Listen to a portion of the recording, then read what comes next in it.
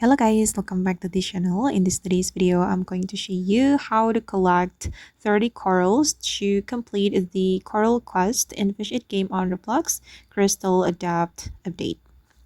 Okay, let's get into it guys.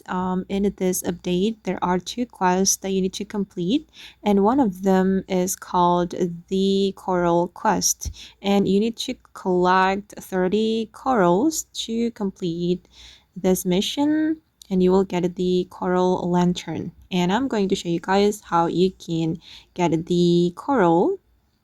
Okay, you need to go to the crystal adapt first, and this is new location from this update.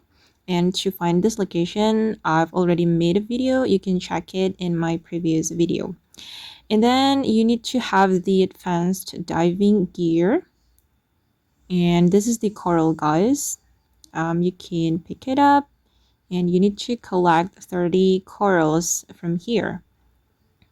Okay, and if someone has already picked up the corals will not here guys, so you need to move to another server and make sure that someone hasn't picked up it yet. And if someone has already picked up this coral, you need to wait until it spawn, and I think it will spawn every 10 minutes or several minutes, I don't know, but you need to wait for it, or you can move to another server.